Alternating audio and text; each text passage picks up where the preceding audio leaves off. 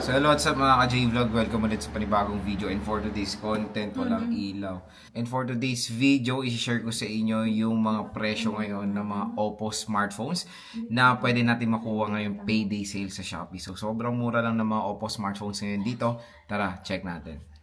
So yun nga, for today's video is, since malapit na naman ang payday sale sa Shopee, ay mag-refresh tayo ng mga mega vouchers natin dito sa ating video. So again, ito po ay nakafocus sa mga Oppo smartphones dahil meron po mega brand day sale ngayon ng Oppo sa Shopee at sobrang laki po ng discounts pag bibili po kayo dito sa ating view products. Dito lang kayo bibili sa view products natin dahil pag dyan kayo nag-click ng link, meron pong special voucher na naghihintay sa inyo up to 1,000 pesos off pa ang pwede nyo makuha. So again, ang Oppo na brand ngayon is sobrang parang gumagawa rin ng ingay ngayon sa market, especially yung pinaka-affordable nilang device, the Oppo A3X and the Oppo A5i.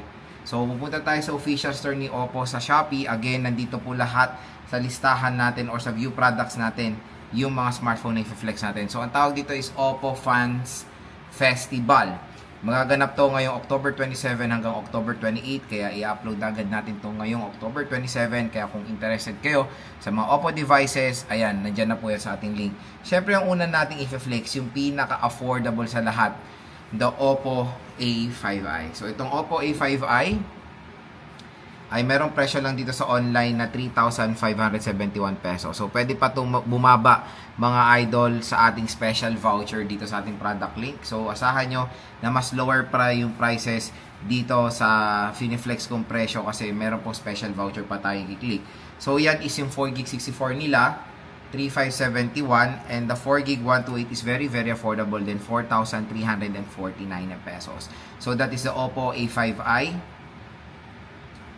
Meron din tayong Oppo A5X. The Oppo A5X is a 4GB 64GB is 4,539 mga ka-J-Vlog. Ang maganda ngayon sa Oppo smartphone is up to 6 months po ang pwedeng utang sa kanilang mga devices. So meron tayong 128GB, that is 6,837. Very affordable.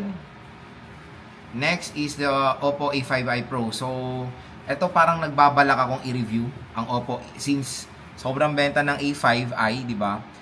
Ito naman is try nating i-vlog Oppo A5i Pro dahil 6.5 lang po siya. Ito, ang laki na ng discount ko, 1.9 na with special vouchers. So this is I think 8GB 128. Napakamura, 6S Gen 1 din. Oppo Pad SE, napakamurang tablet ni Oppo, 9,000 mAh battery. That is 9,000 pesos po. Again, may possibility pa po mas mababa yan. Meron tayo isa pang Pad SE, 7,299 lang po ang Oppo Pad SE, napakamura. Oppo A3 mga idol is 5,333 pesos. We have Oppo A5 Pro. Ito. Oppo A5 Pro is 7,799, di ba? Napakamura na lang po. Again, itong mga presyo na to is sobrang layo po sa kanilang SRP na yan po yung price na pwede nyo mabili sa mall. Ang laki po na madi-discount nyo pag dito kayo sa online bibili. Kaya parati tayo nag-flex ng mga brands every payday or every sale para rin makatulong sa mga consumers natin. Kasi ulitin ko, pag nanood kayo kasi sa video natin, meron pong special voucher yan. May discount pa po bukod sa discount na pinapakita natin. Ayan siya. Ito bago to Oppo A6 Pro. Gagawa ko ng first impressions dito. Magiging available siya sa October 31. I think nasa 10,000 pesos ang price na ito, Oppo A6 Pro. 5G na siya. We have the Oppo Reno 14F, 5G is 18,599 pesos. Oppo A5 lang, 7,099 pesos. Ayan siya. I think this is 4GB 256. Meron tayong 6GB 128 at 8GB 256. Oppo Pad Neo. Ayan, 11,000 pesos for the Oppo Pad Neo. Sad to say, wala na akong nakikitang Oppo A3X. Kasi before meron tong may available pang Oppo A3X Pero ngayon, I think wala na siyang ayun, meron pa. Ito, kung naghanap kayo ng mura, Oppo A3X mga idol, mas mura pa sa Oppo A5i. 3,210 pesos for the 64 gigabytes of internal storage. Meron tayong 4GB 128, napakamura rin, 3,751. Ito po isang taon na smartphone pero available pa rin sa online. Siya yung mas affordable side ngayon ng Oppo A5i.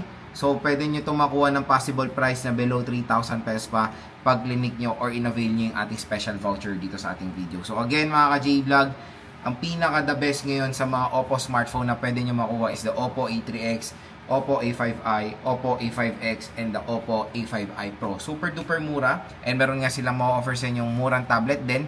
And yung mga yan, the Oppo A5i, Oppo A3X, and Oppo A5X ay same lahat sila ng chipset na Qualcomm Snapdragon 6S Gen 1. All of this smartphone ay na-try ko na po, na game test, na review ko na sila. Ang pinaka-the best sa mga devices na to is of course the camera performance. Napaka-solid ng camera performance ng Oppo A3X, Oppo A5i, and Oppo A5X. Even though 8 megapixel lang ang kaya nilang i-provide na camera megapixel, napakalinaw po na mapoproduce yan. Kaya kung naghanap kayo ng isang smartphone na mayroong magandang camera performance sa super duper lower price and even battery performance at mabilis ang charging rate, maganda i-consider po sa inyo ang Oppo A3X, Oppo A5i. Pero magtatanong, Lods, okay ba ang 64GB? Again, pag nakuha nyo ng 3,000 piso, for me, hindi na rin ako magre-reklamo dyan ng 64GB yan. Syempre, always manage expectation. Kung magkano nyo lang nabibili ang mga smartphones, kung magkano nyo lang sila nakuha, syempre, dun tayo magbe-base or hanggang dun lang ang expectation natin. Kung nag-aangad tayo ng mga mas mataas na expectation, syempre, dagdagan nyo po ang inyong budget. So, again, mga ka-J-Vlog, kung interested kayo sa mga devices na sinabi ko dito sa ating video, nandito lang yan sa View Products. I-click nyo na itong View Products natin dahil mura at bagsak presyo lang ang mga Oppo smartphones ngayon dahil meron silang brand sale ngayon sa Shopee.